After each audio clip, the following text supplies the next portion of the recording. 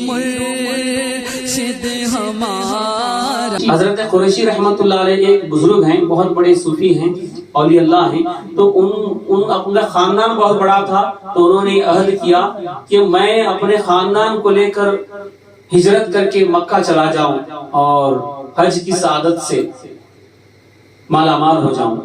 تو انہوں نے سوچا اگر میں بحری جہاز یعنی پانی کے جہاز سے جاؤں تو جہاز والوں کے رولز بہت ہوں گے، کیوں نہ اپنا خود کا جہاز بنا کے میں جاؤں گا تو اپنے رولز چلیں گے، جہاں چاہے ہم نماز پڑھیں گے، جہاں کھڑا کریں کھڑا کر سکیں گے. تو انہوں نے بہت بڑا جہاز بنایا، تو سارے خاندان کے لوگوں کو بٹھایا. بٹھانے کے بعد اپنے ملک سے چلتے چلتے ایک جگہ رات ہو گئی، تو انہوں نے کنارہ کا انتظار کیا. تو خدا کے کرم سے کنارہ مل گیا، تو کنارے پر کھڑے ہو گئے، جہاز کو رسی سے باندھنے کے بعد کنارے پہ آرام کے لیے چلے گئے. تو رات میں خدا کی منشا یہی تھی کہ جہاز کی رسی کسی نے کھولی یا اپنے آپ کھل گئی، واللہ عالم. جہاز چلی گئی. صبح اٹھ کے دیکھتے ہیں پانی کا جہاز ہے ہی نہیں، اور سمندر میں کوسوں دور آ گئے ہیں، بہت دور آ گئے ہیں، معلوم نہیں کہاں جانا ہے. جہاز چلی گئی. تو لوگوں نے، ان کے ساتھیوں نے کہا کہ حضرت ہم اپنے ملک واپس چلے جائیں گے. تو حضرت نے کہا، حضرت قریشی رحمت اللہ علیہ نے، نہیں میں نہیں آؤں گا، کیونکہ میں نے ہجرت کا عہد کیا ہے، رب کے راستے میں نکلا ہوں، جب تک اس کی بارگاہ میں پہنچوں گا نہیں تب تک دم نہیں لوں گا، میں یہیں پر رہوں گا. تو ان کا یہ عہد دیکھ کر سارے لوگ وہیں پر رہنے لگے. تو گاؤں کے لوگ، جو دور گاؤں تھا، وہ مچھلی پکڑنے کے لیے آتے تھے. آنے کے بعد دیکھے کہ یہاں پر بہت اچھے صوفی منوشیہ جو نماز پڑھتے ہیں، عورتیں پردے کے ساتھ رہتی ہیں، اتنے اچھے لوگ ہمارے گاؤں کے قریب آ گئے ہیں. تو سب لوگوں نے عہد کیا کہ آپ اگر رہنا چاہتے ہیں تو یہ جگہ ٹھیک نہیں ہے، سمندر کے کنارے ہمارے کھیت خالی پڑے ہیں، وہاں پر آ کے آپ رہ سکتے ہیں. تو حضرت وہاں پر چلے گئے. چلے جانے کے بعد لوگوں نے کہا آپ اگر یہاں رہنا چاہتے ہیں تو ہم بھی قرآن سیکھنا چاہتے ہیں، ہم بھی پیاسے ہیں، علم کے پیاسے ہیں، ہمیں وہ سکھاؤ. تو لوگوں نے گھر بنائے. تو وہاں پر انہوں نے وہ اپنا گھر بنایا اور لوگ بھی ان کے ساتھ رہنے لگے. وہاں پر خانقاہ درس ہونے لگا. تو ان کی خانقاہ میں سالکین رہا کرتے تھے.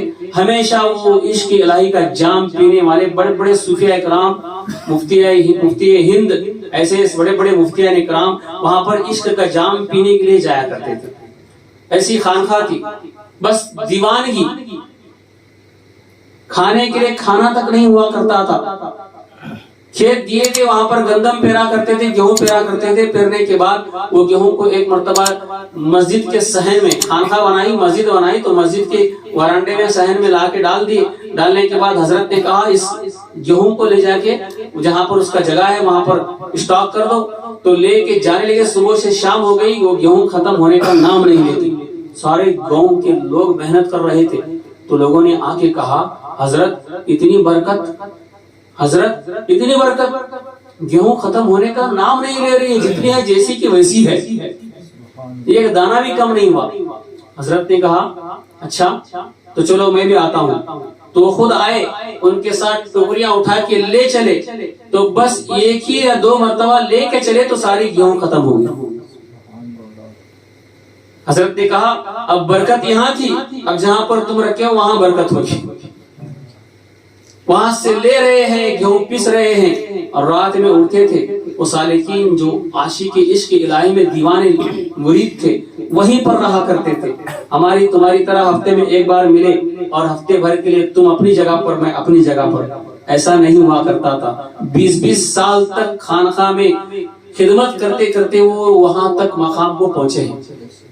اس لیے بہت کچھ کرنا ہے وہ پانے کے لیے، اتنا آسان نہیں. بس اسی لیے آپ جہاں بھی رہیں وہ نماز کی پابندی کریں، سنت کا خیال کریں. اگر آپ وہ پکڑ کے چلیں تو انشاءاللہ آج نہیں کل آپ آ جائیں گے تو وہ راستہ ضرور ملے گا، انشاءاللہ ضرور ضرور ملے گا. کیونکہ اسی کے ذریعے وہ چابی ہے، نماز اور سنت کی پیروی، وہ چابی ہے راستہ کھولنے کی. بعد میں آپ کے حساب سے آپ کو وظائف، ورد اور مراقبہ وہ کرایا جائے گا. اس حساب سے آپ دھیرے دھیرے دھیرے ترقی کرتے جائیں گے. جب وہ جلوے خدا کے نظر آئیں گے آپ کے دل میں دنیا کی محبت کم ہو جائے گی، گناہوں سے نفرت ہو جائے گی. تو تم خود اپنے آپ کو احساس کر کے سمجھو گے کہ میں کیا بن رہا ہوں. نبی کی حدیث پوری ہوتی بھی نظر آئے گی. اللہ کے رسول صلی اللہ علیہ وسلم کا فرمان ہے کہ اللہ کا ذکر اس طرح کرو کہ لوگ تمہیں دیوانہ کہنے لگے.